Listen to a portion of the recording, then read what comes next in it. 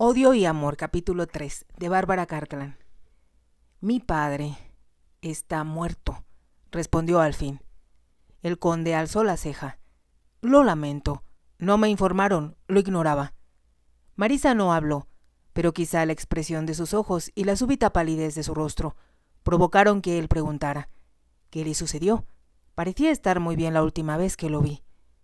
Era difícil hablar, pero Marisa se obligó a hacerlo. Mi padre nadaba en el mar poco después de que nos vimos obligados a salir del castillo y nunca más regresó. El conde la miró como si no pudiera creerlo. Entonces dijo con tono más amable del que había usado antes: «Tome asiento, señorita Rockburn, y dígame a qué ha venido». Marisa se sentó en la orilla del sofá, con las manos en el regazo. Esperaba a que también el conde se sentara. Él, en cambio, se quedó de pie con la espalda hacia la chimenea, lo que la obligaba a levantar la vista hacia él. Pero al mismo tiempo el retrato de su madre quedaba detrás de él, y eso era un apoyo para ella. El conde la miraba y no se sorprendió cuando él comentó: «Supongo que el retrato que está detrás de mí es de su madre». «Así es, señor». «Se parece usted mucho a ella. ¿Vino su madre con usted?» «No, señor. Ella también murió». «¿Y usted vive cerca de aquí?» Los ojos de Marisa estaban abiertos por la sorpresa cuando preguntó. «No lo sabe». Comprendió entonces que Letty había tenido razón al suponer que si el agente las hacía desalojar la casa, el conde ni se enteraría. Con lo que parecía un esfuerzo sobrehumano, logró decir: «Vine a verlo, señor, porque esta mañana recibimos una carta muy desagradable, dirigida a mi madre». El conde no habló y ella prosiguió: «Era de su agente y nos ordena pagar la renta de la casa donde vivimos». «¿Qué casa es?» «La llamada casa Dovecote, señor, y pensé, y estoy segura de que también mi madre lo pensó, que cuando dejamos el castillo, al menos se nos permitiría vivir allí sin pagar». Con voz seca el conde contestó: «Estoy seguro de que a mi agente le parecería esa una suposición muy optimista». La forma en que habló provocó que el temor de Marisa diera paso al odio que contra él albergaba en su corazón desde la muerte de su padre. De pronto se dio cuenta de lo poco importantes que eran ellos para un hombre que lo tenía todo, y el hecho de que hubiera descuidado el castillo durante más de 2 años era un insulto, agregado a la solicitud de que le pagaran por esos años en que los había tenido en el olvido. Levantó la barbilla al decir: «Desde que usted le ganó el castillo y la propiedad a mi padre, señor, y se nos indicó que desocupáramos enseguida, no hemos recibido ninguna comunicación, ni de usted, ni de quienes lo representan». En realidad había olvidado que este castillo existía hasta hace poco más de un mes. La indiferencia en su voz fue como una bofetada para Marisa. No tenía idea de cómo sus ojos grises, tan parecidos a los de su madre, de pronto lanzaron chispas al replicar: «Nosotros no hemos olvidado, señor. Hacemos lo posible por existir, o más bien, por mantenernos vivos, y aun cuando usted haya matado a mi padre y a mi madre, todavía quedamos 3 de la familia». El conde la miró como si no pudiera creer que alguien tan pequeño e insignificante le hablara en ese tono. Entonces Marisa se dio cuenta de que había ido demasiado lejos y que el conde, sin duda, le ordenaría que saliera sin decir nada más, así que se apresuró a añadir: «Disculpe, no debía hablar así. Vine a rogarle que sea compasivo, no a ofenderlo». «¿Me acusa de ser la causa de la muerte de sus padres?» Marisa hizo un pequeño gesto de impotencia con las manos. «No sugiero que fuera su intención matar a papá, pero él fue a Londres a jugar porque estábamos en una situación desesperada, y dijo que usted resultó un reto que no pudo resistir». El conde se sentó en un sillón frente al sofá antes de preguntar: «¿Qué quiso decir su padre con eso?» «Dijo», empezó a decir Marisa, pero se detuvo. «No, su señoría pensará que soy grosera. Por favor, volvamos a donde empezamos. Me interesa. Y si constituyo un reto, nadie antes me lo había dicho». Marisa levantó los ojos hacia el retrato de su madre antes de decir: «A lo que papá se refería no era tanto a que fuera usted un experimentado jugador o un buen deportista, sino a que es usted tan seguro confiado y está siempre tan convencido de ser el vencedor. Supongo que eso es un halago. No pretendo lisonjearlo, su señoría, pero ahora que lo he visto, puedo comprender con exactitud lo que papá quiso decir. O sea que soy un reto para usted. No deseo que lo sea. Quiero que sea generoso. Cuando le diga que no podemos pagarle la renta y que si nos quitan la casa, mi hermano, mi hermana Letty y yo moriremos de hambre. ¿Tiene un hermano? Sí. ¿De qué edad? Anthony tiene 21 años. ¿Y a qué se dedica? Tuvo que dejar Oxford después de que papá perdió todo con usted y ahora entrena caballos para un granjero local que le paga 15 chelines a la semana. Eso es todo con lo que contamos, más cerca de 50 libras al año que recibimos de una herencia que uno de sus familiares dejó a mamá. No tienen nada más. También criamos gallinas, comemos pescado, que es lo más barato, y cultivamos nuestras propias verduras. El conde la miraba como si dudara de que fuera verdad lo que escuchaba, y ella añadió: ¿Cómo puede comprender, señor? No es posible que paguemos las 250 libras que nos pide su agente. Y, por cierto, no creo justo solicitar sin previo aviso tales sumas de dinero, ni a nosotros ni a los granjeros, que también se encuentran en situaciones precarias. No puedo creer que en este momento se preocupe por ellos, señorita Rockburn. Como le pareció que se burlaba de ella, Marisa respondió: Eran nuestra gente, señor, antes que usted nos lo quitara. Y mi padre siempre se preocupó mucho de las personas que dependían de él y les ayudaba todo cuanto podía. Su voz se debilitó porque le pareció adivinar los pensamientos del conde. Estaba segura de que pensaba que, si en realidad su padre se hubiera preocupado por ellos y por su propia familia, jamás habría apostado todo lo que poseía en una manera tan tonta. Veo que está dispuesta a ponerme a trabajar, pero comprenda, señorita, que debo dejar a cargo de mis agentes tareas tales como recolectar las rentas y tratar con los inquilinos. Tengo numerosas propiedades, y ocuparme de todos los asuntos diferentes referentes a ellas consumiría la mayor parte de mi tiempo. Se hizo el silencio. Entonces Marisa, con voz temblorosa, preguntó: ¿Quiere decir, su señoría, que tenemos que obedecer a su agente? Antes que el conde pudiera contestar, se abrió la puerta y un joven elegante, vestido a la última moda, entró deprisa en la habitación. «Tío Neblin», exclamó, «la chica más hermosa que he visto en mi vida está afuera, frente a la puerta principal. ¿Puedo invitarla a pasar? Es tan bella que casi no puedo creer que sea real». Antes que el conde pudiera decir nada, Marisa se puso de pie. «Se trata de mi hermana, señor. Me acompañó hasta aquí y ya debemos irnos». «¿Por qué?», preguntó el conde sin moverse. «Porque no tengo nada más que decir, señor.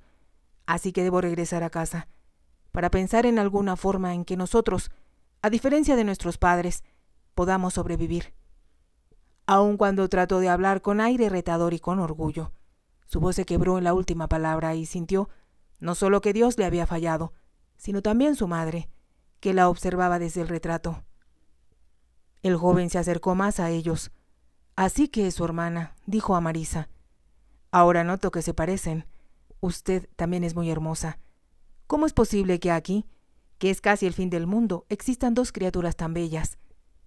Su tono de voz era tan ingenuo y sincero que permitió a Marisa contestarle con voz calmada: «Gracias, señor, pero debo reunirme enseguida con mi hermana».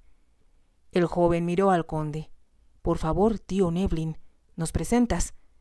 El conde se puso de pie con lentitud. «Por supuesto, Peregrine. Señorita Marisa Rockburn, le presento a mi sobrino, Lord Lambton, quien, como se habrá dado cuenta, es muy impulsivo y se considera una autoridad en belleza femenina».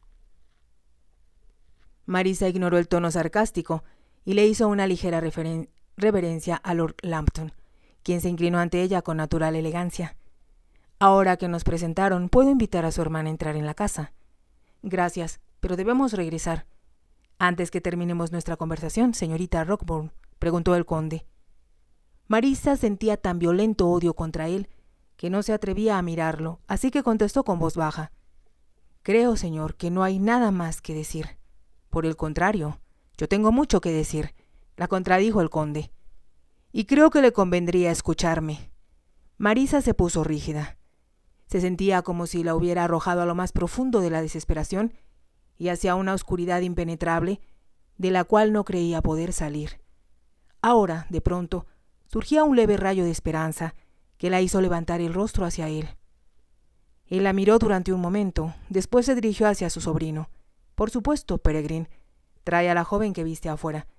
Después de tu descripción, estoy ansioso por conocerla. Fue entonces que Marisa recordó la reputación del conde y exclamó con voz ahogada: «No, no». Pensó que él no la había escuchado. Sin embargo, en cuanto el joven salió de la habitación, el conde indicó: «Por el tono de su voz y la expresión de sus ojos, señorita Rockburn, deduzco que no desea que yo conozca a su hermana». Desesperada, trató de encontrar una respuesta hasta que logró decir: «Letty ha crecido en el campo, señor. Es muy sencilla e inexperta. Y pretende mantenerle el resto de su vida sin más contacto social que los pueblerinos y campesinos, que no apreciarán su belleza». Era muy difícil contestar esa pregunta. Ahora que mamá ha muerto, espero que Letty pueda conocer jóvenes de su edad, pero no tenemos vecinos que nos inviten, así que no va a ser sencillo. Pero debe haber gente joven por aquí, aunque Peregrine piense que es casi el fin del mundo. Teníamos muchas amistades cuando mis padres vivían, contestó Marisa a la defensiva. ¿Y qué ha sucedido con ellos? Marisa titubeó y él prosiguió: ¿Me permite que adivine? 2 bellas jóvenes no suelen ser muy bien recibidas en casas donde puedan convertirse en fuerte competencia para la hija de la anfitriona.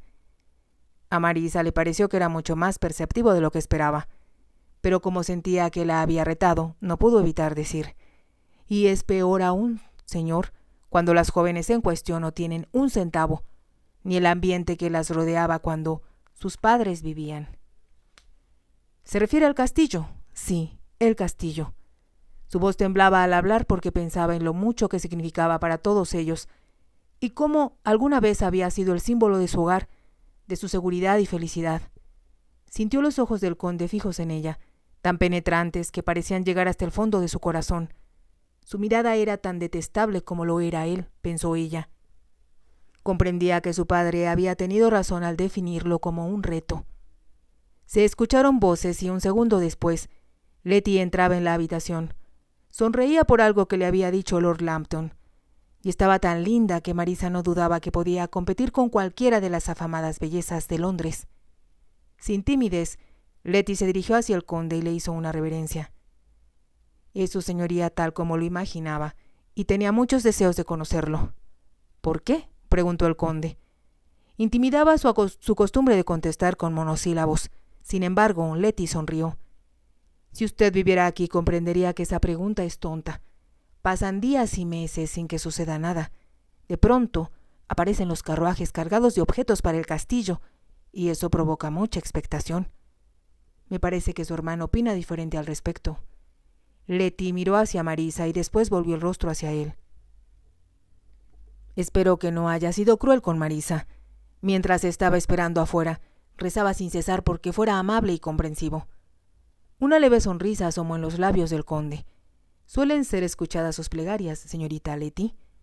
«Digamos que a veces, pero en este caso es muy importante que lo sean». El conde lanzó una alegre carcajada, y Lord Lambton, resentido porque Letty no conversaba con él, preguntó: «¿De dónde vienen y cómo aparecieron en este lugar? ¿Acaso surgieron del mar?» «Yo provengo de aquí», contestó Letty, «de este castillo, del que su tío, como un malvado ogro, nos obligó a salir». Habló sin pensar y Marisa contuvo el aliento. «Por favor, Letty, por favor». Letty levantó la vista hacia el conde. «Mi rudeza es imperdonable, le pido disculpas. Pero pensamos así de usted desde hace casi 3 años. Sin embargo, estamos dispuestos a cambiar de opinión y considerarlo ahora un genio benevolente y hasta un buen monarca, si nos permite quedarnos en la casa Dovecourt, sin pagar renta». «¿Renta? ¿Quiere decir que tiene que pagar renta por vivir en la propiedad de mi tío?», preguntó Lord Lambton. «Él debería pagarles a ustedes. Si los londinenses las conocieran, todos vendrían, deseosos de pagar sumas astronómicas por rentarles sus casas». «Me parece una magnífica idea», rió Letty. Así Anthony y yo no añoraríamos ir a Londres, porque Londres vendría a nosotros. ¿Es eso lo que desea?, intervino el conde. ¿Y su hermana? Marisa es muy buena y no se queja ni se lamenta, como yo, porque no hay esperanzas de que le ofrezcan un baile en el castillo. Mamá siempre nos prometió a las dos organizar uno cuando nos presentaran en sociedad. Lo que tío Neblin debería hacer es ofrecer uno en su honor. Los ojos de Letty resplandecieron. ¡Qué idea tan espléndida! Yo también lo disfrutaría mucho, añadió Lord Lambton. El conde se dirigió hacia un rincón para tirar del llamador. Me parece que vas muy rápido, Peregrine, y sugiero que bebamos algo refrescante mientras las dos señoritas Rockburn nos hablan un poco más de sí mismas. Al terminar de decir eso, se abrió la puerta y apareció el mayordomo. Una botella de champaña, le ordenó el conde, y limonada, por si las jovencitas la prefieren. Creo, dijo nerviosa Marisa, que deberíamos irnos ya. Ya le he dicho que no hemos terminado nuestra conversación, señorita Rockburn, y estoy seguro también de que mi sobrino tiene muchas cosas que decirle a su hermana. Así es, aseguró Peregrine. ¿Qué le parece si le muestro el castillo, señorita Letty? Letty rió. Me parece que sería más apropiado que yo se lo enseñara a usted, puesto que conozco todas y cada una de sus piedras, del sótano hasta la torre. Entonces, me sentiré encantado de que sea usted mi guía desde el sótano hasta la torre. Me parece, contestó Letty, un tanto mohína, que no sería correcto que anduviéramos solos. Marisa no lo aprobaría. Bueno, al menos admiremos el panorama, sugirió Peregrine. Claro que sí, aceptó Letty. Será bastante correcto si lo hacemos desde el interior o justo afuera de esta habitación. Mientras hablaba, se dirigió con una gracia indescriptible hacia la ventana. En tanto Marisa la observaba con la boca abierta. Estaba atónita de escucharla hablar así y de verla comportarse con tanta sensatez y dignidad. Casi no podía creer lo que veía. El conde pareció divertido al observar la expresión de su rostro. Creo haberle oído decir que su hermana era sencilla e inexperta. Sin embargo, sabe manejar muy bien a un joven impetuoso. No me lo explico, exclamó Marisa incrédula. Creo que todas las mujeres tienen un instinto natural para defenderse. Usted parece considerarse responsable por su hermana, pero sinceramente creo que no tiene por qué preocuparse. Es indudable que sabe cuidarse sola. Espero que sea cierto. Es tan hermosa, repitió lo que pensaba de forma espontánea. Olvidaba con quién estaba y se sobresaltó cuando el conde habló. ¿No se ha mirado al espejo? Claro que sí. Entonces debe darse cuenta de que dos jóvenes bellas son más sensacionales que una, y creo, en verdad, señorita Rockburn, que debe hacer algo al respecto. No comprendo lo que quiere decir, señor. Como la idea de mi sobrino de traer Londres aquí es poco práctica, tal vez resultaría más sencillo que usted y su hermana fueran allá. Marisa rió y por un momento la preocupación desapareció de sus ojos. Sería tan práctico, señor, como sugerir que volemos a la luna o lleguemos al fondo del mar. Supongo que como es usted muy rico, le es difícil comprender que si es duro obtener suficiente dinero para comer, mucho más lo sería para viajar, comprar buena ropa y dar fiestas.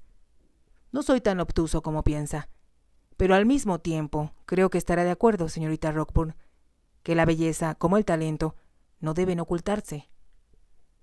Lo que por el momento pido, señor, es que podamos vivir en la casa Dovecot, para no morirnos de hambre. Por lo que me ha dicho, no están lejos de ese lamentable estado. Como Marisa pensó que se burlaba de ella, el odio que sentía por él, y que por el momento se había desvanecido, volvió con nuevos bríos. Me gustaría, su señoría, dijo con lo que esperaba fuera un tono frío, como de negocios.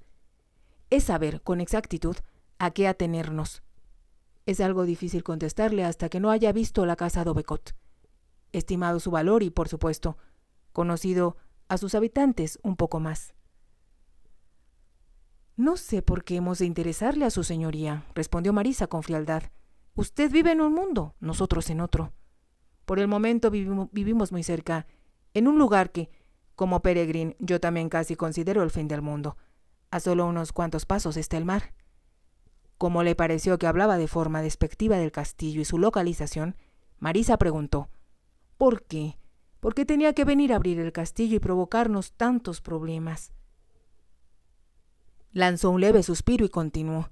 Vine a verlo en cuanto recibí la carta, y me pregunto si todos en la propiedad y en la villa, que también le pertenece, recibieron el mismo tipo de aviso de su agente. Esa pobre gente estará preocupada, más bien aterrada por su futuro. ¿Cree que lo estarán? Por supuesto, y lo detestarán, como usted. El rubor cubrió las mejillas de Marisa. Como no pudo apartar la mirada de él, lo enfrentó desafiante. «Me detesta», repitió él. «Lo noté en sus ojos cuando me vio por primera vez, y supongo que es comprensible». «Sé que está mal detestar a alguien», murmuró Marisa, pero al mismo tiempo calló como si no encontrara las palabras adecuadas, y el conde terminó la frase por ella. «Yo soy la excepción». Su voz denotaba cinismo y, de nuevo, Marisa pensó que se burlaba de ella. «No deseo detestarlo y me doy cuenta de que no fue su intención matar a papá. Fue un juego de azar y una tontería de parte de él pensar que podía pagar sus deudas así, pero...». De nuevo hizo una pausa y el conde exigió: «Continúe». Si te ha gustado, te invito a que te suscribas, a que me regales un me gusta y actives la campanita para poder seguir escuchando esta historia. Gracias.